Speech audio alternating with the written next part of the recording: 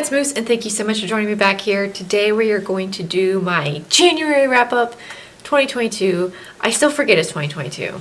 I know I'm not alone. Everyone always has a hard time adjusting at the beginning of a new year, but it's still weird saying that. I am off to a decent start, not as good as last year, not as good as 2021, but in January I read 4 books, which I'm happy with, and it's enough to keep me on track for 40 books for the year. So today we're going to talk about those 4 books I read in January. The first book I read in January was The Traitor Queen by Danielle L. Jensen. This is the second book in the Bridge Kingdom series duology.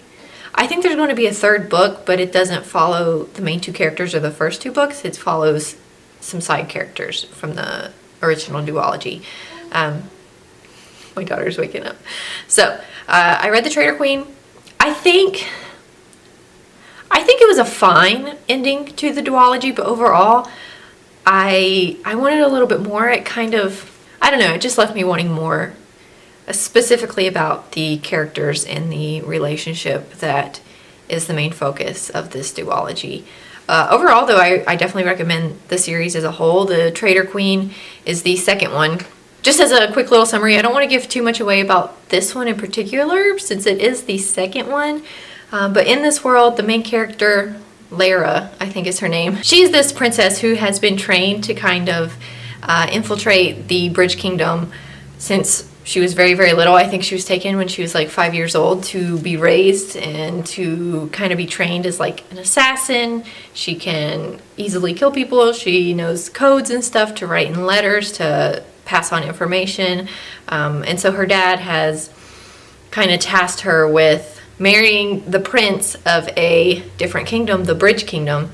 He's now the king now of this kingdom, and her goal, her job, is to collect information and pass it on to her father so he can kind of seize control of the Bridge Kingdom. And this is kind of the second book in that series, and I don't want to spoil it, but yeah, it was a good conclusion. It was fine. The second book I read in January was Heartless by Marissa Meyer.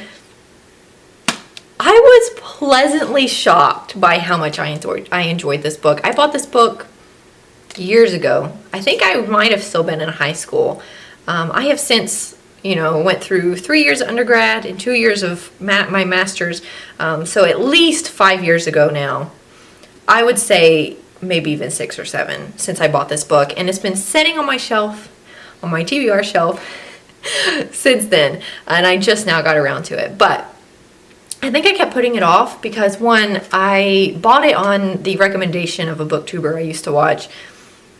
And since then I have learned that our reading tastes are not really that similar. She seems to enjoy stuff that is not really my vibe anymore. So that was one reason.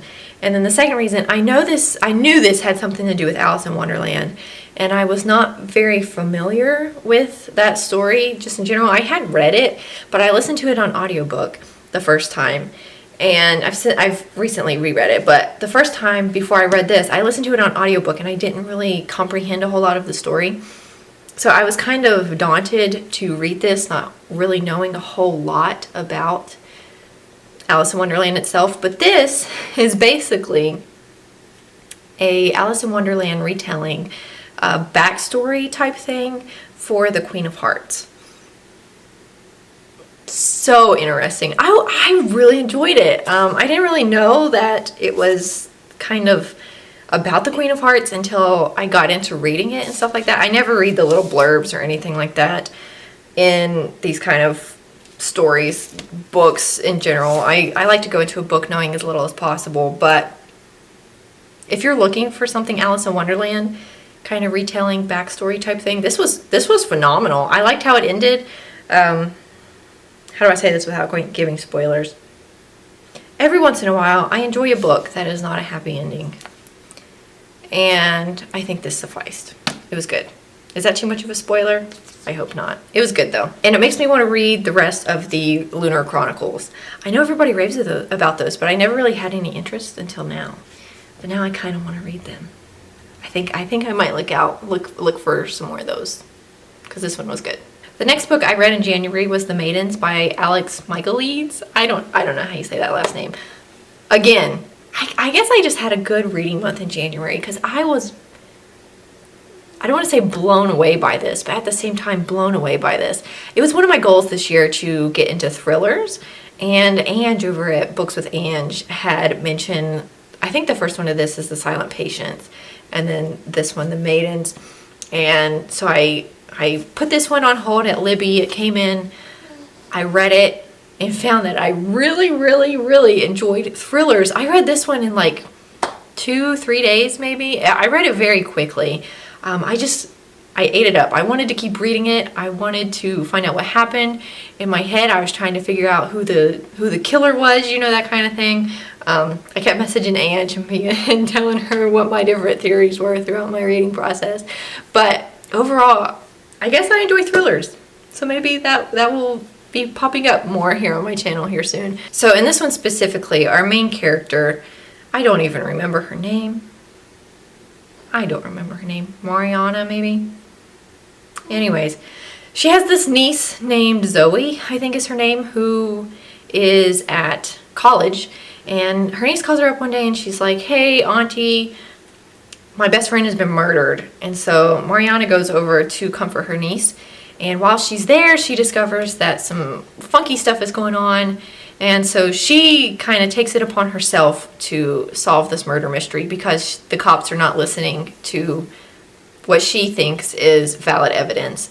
And basically that's just the simplest premise of the story. It's called The Maidens because there's this one group of girls in the college who identify as the Maidens. That's kind of their little clique name. And they're the ones being killed. So Zoe's best friend was part of this group.